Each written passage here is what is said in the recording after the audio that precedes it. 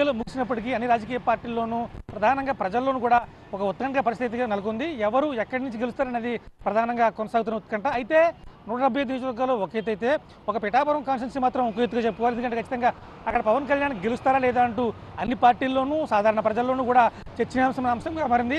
మరి అక్కడ పవన్ కళ్యాణ్ గెలుస్తాడా అంటే జనసేన నేతల్లో మాత్రం ఖచ్చితంగా గెలుస్తారు అనే ధీమా వ్యక్తం చేస్తున్నారు.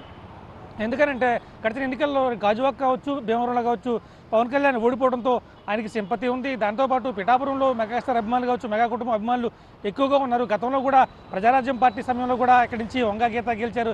ఈ నేపథ్యంలో కాపు ఓటర్లు ఎక్కువగా ఉన్నారు. ఎన్ని చూసుకుంటే ఖచ్చితంగా పవన్ కళ్యాణ్ మళ్ళీ గెలుస్తారు. అయితే సుమారుగా 25,000 నుంచి 40,000 ఓట్ల మెజార్టీలోపు పవన్ కళ్యాణ్ గెలుస్తారని చెప్పి జనసేన నేతలు జోస్యం చెబుతున్న పరిస్థితి కనబడుతుంది.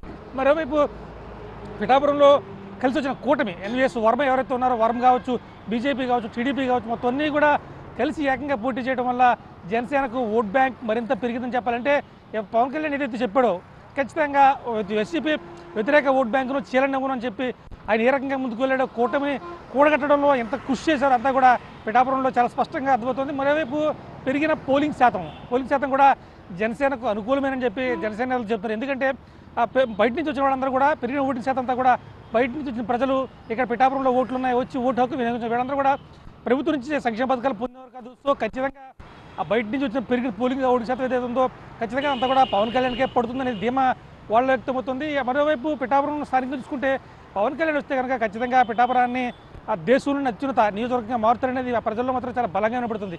ఈ నేపథ్యంలో ఇన్ని కోణాలు చెబుతున్న నేపథ్యంలో ఖచ్చితంగా పవన్ కళ్యాణ్ వస్తారు. ఎందుకంటే ఆయన ఎన్నికల్లో ముందే హామీ ఇచ్చారు.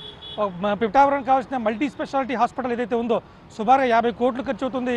ఒకవేళ ప్రభుత్వం ఇవ్వలేకపోతే, సమయం సరిపోక నిధులు కేటాయించలేకపోతే తన సొంత నిధులతో కానీ అలాగే స్నేహితుల పరిచయాల ద్వారా బయటిని తీసుకొచ్చి ఖచ్చితంగా మల్టీ స్పెషాలిటీ హాస్పిటల్ కడతాను, ఇతరత్ర సదుపాయాలు కల్పిస్తానని చెప్పి చాలా స్పష్టంగా చెప్పిన పరిస్థితి ఉంది.